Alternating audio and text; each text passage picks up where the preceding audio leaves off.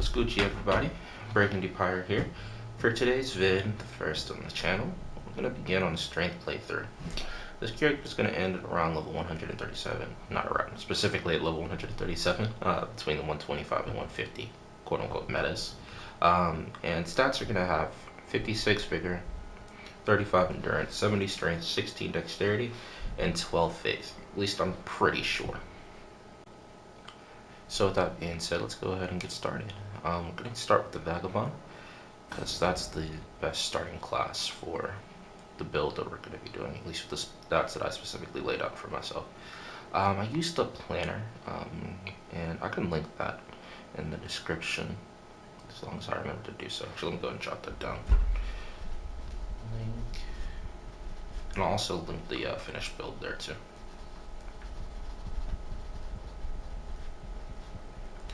Finished build. And description, because I am very forgetful, which y'all will probably notice throughout this playthrough and going forward. But yeah, so let's go ahead and get started. So for today, I'm thinking I'm just going to go ahead and pick up the Katana and Bloody Slash, and we'll call it a video. And then we'll follow up after that. Go after Margit, Godric, Renala, Radon, so on and so forth till we complete the game. I've actually completed the game around 20 times, I believe. So I have some experience with it. I'm primarily PvP oriented, if I'm being entirely honest, which is quite obvious considering I'm creating this character for PvP. But I do think it'll be fun to show the steps that the character takes to get there, show some PvP gameplay, and then from that point forth, we'll figure out what we're going to be doing concerning the channel. I do really quickly just want to state that something that really interests me greatly is the subject of philosophy. And concerning philosophy, I would like to discuss that quite a bit and start a kind of start a dialogue in the comments section concerning philosophy, what people think. Obviously, we'll still talk about the game because that's the primary medium. But yeah, so just don't be surprised if you hear me starting to spout off things about what I've read, things that I've learned in the past and recently, because it's extremely interesting to me. Because I feel like philosophy isn't necessarily like the secret to relationships and how we think, but it's definitely a good guide, I guess, just to see how people think. And I find that extremely interesting, at least myself. So yeah, don't be surprised if I just start talking randomly about philosophy at any point, just because I find the subject matter really interesting, and I think a lot of people do, honestly, because it's such it's such an important thing to be able to determine why we feel the way that we feel about situations, and it's just something that really interests me personally, like I said. Speaking of philosophy, I'm just going to go ahead and jump off this cliff really quick, because I don't need to kill this guy, I don't want his weapons. I recently read a story by Plato, featuring Socrates and a friend of his. It's called Hipparchus. I believe it's spelled Hiprarchus. And the purpose of that reading, it's only around 8 pages long, at least in my book. And the friend goes unnamed, that's why I didn't give a name, at least in my reading. The purpose of that is just to discuss the concept of greed and what greed is and who is considered greedy. Socrates' perspective, which he stated in reply to his friend, was that everybody is greedy. And his friend was saying, no, greed is a negative thing pretty much, and greed is what happens when, bad actors, for the most part, take advantage of others by doing things at others' expense with equipment, like selling things basically that are faulty so that they can make a larger profit. Socrates then goes on to detail that no, that's not really his perspective on the matter, because profit is good, right? And obviously I'm not going to state it as clearly. Well, Socrates isn't entirely clear, but I'm not going to state it as in depth as Socrates did, because if I'm being honest, I don't really entirely understand what Socrates' point was. But basically he was stating that no, and he does this a lot throughout Plato's readings.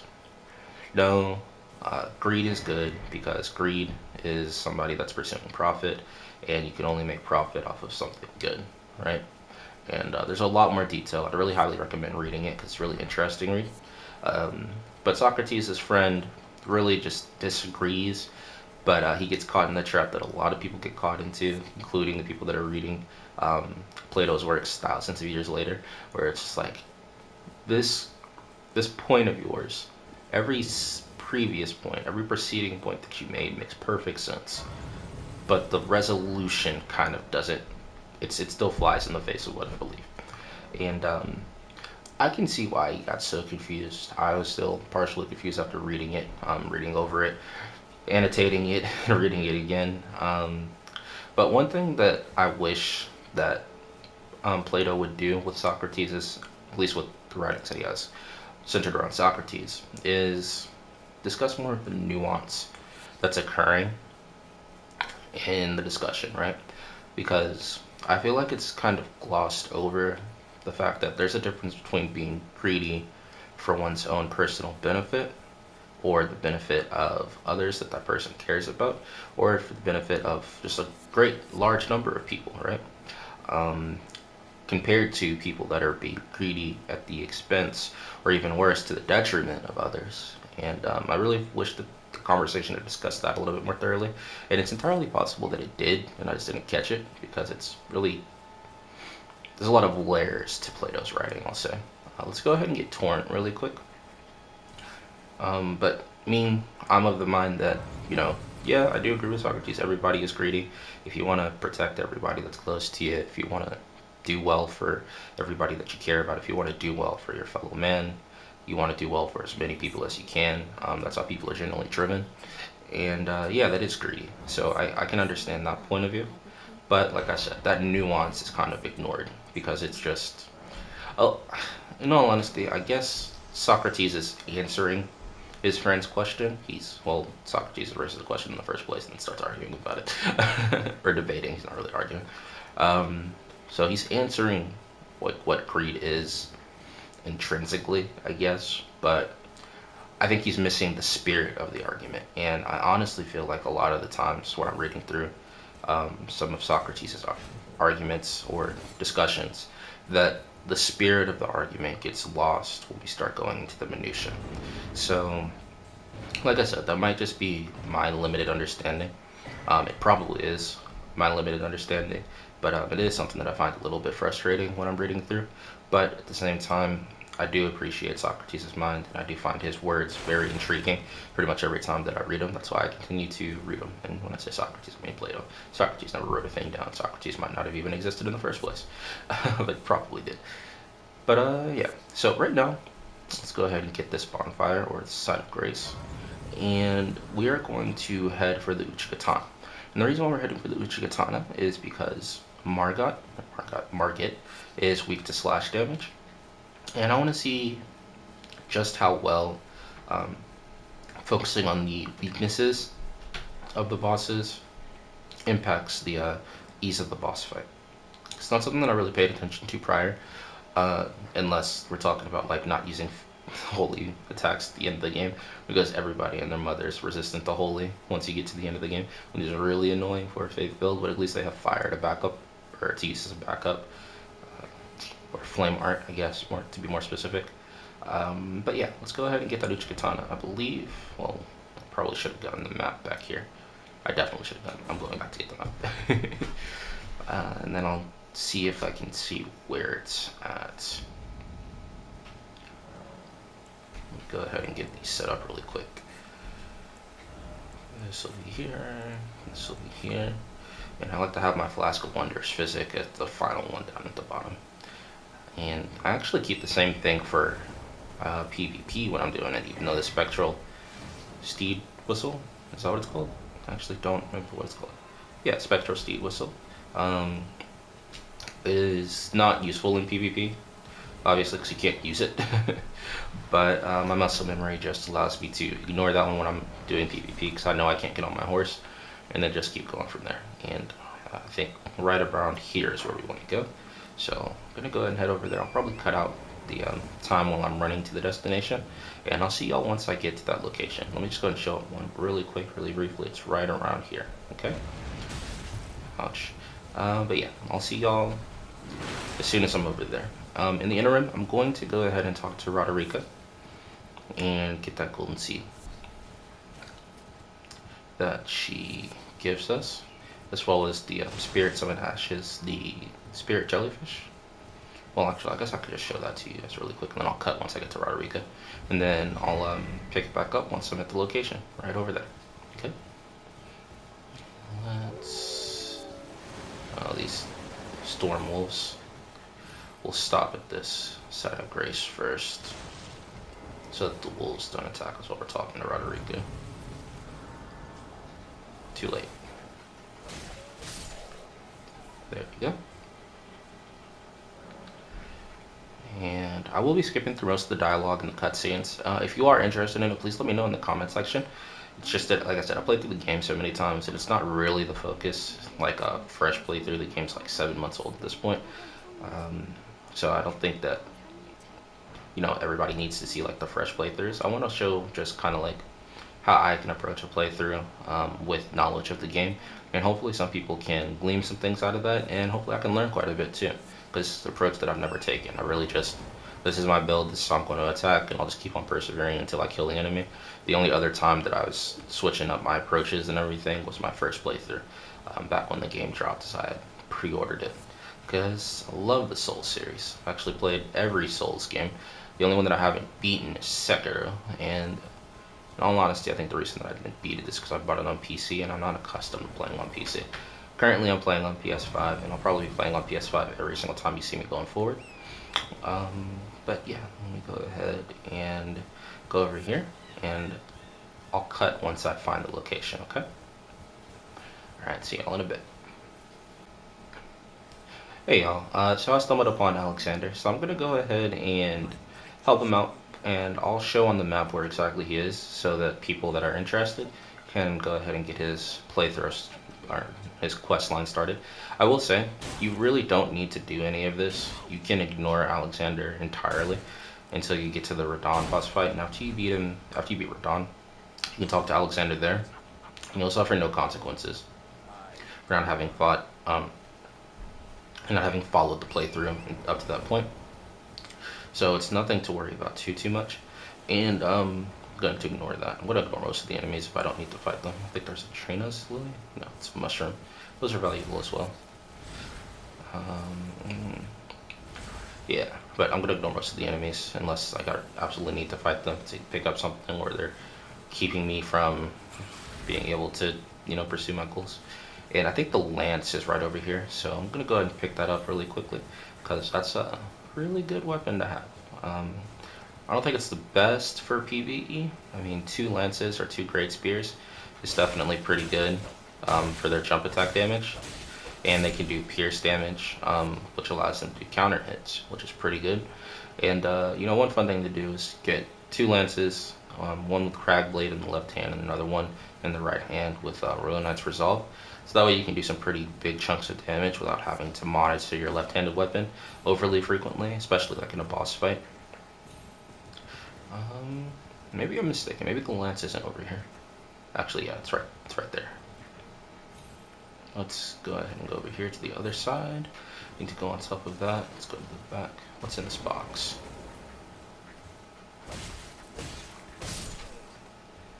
Let's see what we got. Beast Crest Heater Shield. I wonder if that's better than the standard Heater Shield. It's probably better at some things and worse at other things, because that's how balance works, right? 3.5. Well, it's better at most everything, and it's only 1 point worse in Holy, so we're going to go ahead and switch to that. Probably not going to be using the shield too frequently, because I don't have much practice with using the shields in PvE, or in PvP for that matter. I'm just not really into the shields much myself.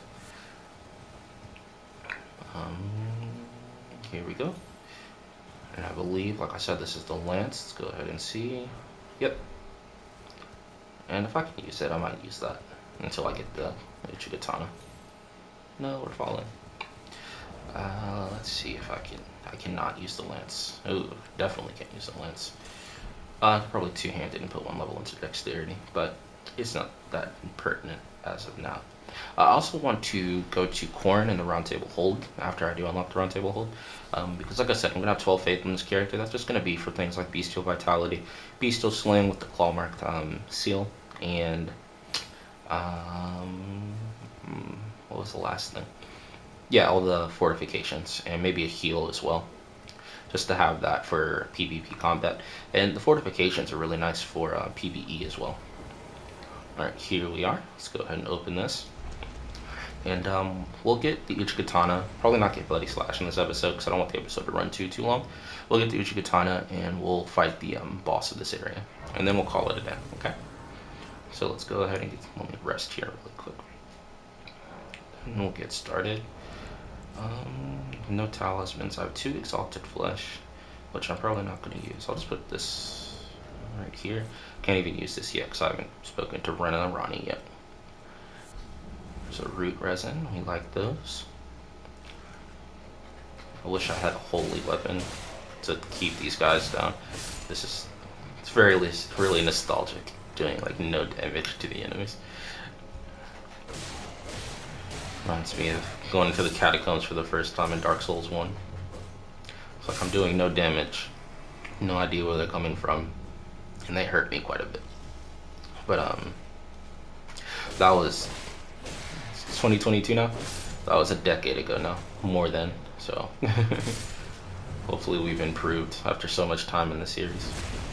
But I did start off with Demon Souls. I believe I started off with Demon Souls around 2010, and the Souls series has been my favorite series ever since. Even when I was younger, playing through Demon Souls, I did it all day, day in, day out, because it was during summer vacation when I was still in school, and I'm naturally a little bit more introverted, so things like video games and reading and things like that are extreme interest to me, which will become kind of apparent as time goes on. Let's go ahead and take this guy out. Make sure he doesn't get back up. Make sure he doesn't get back up. And then we'll continue.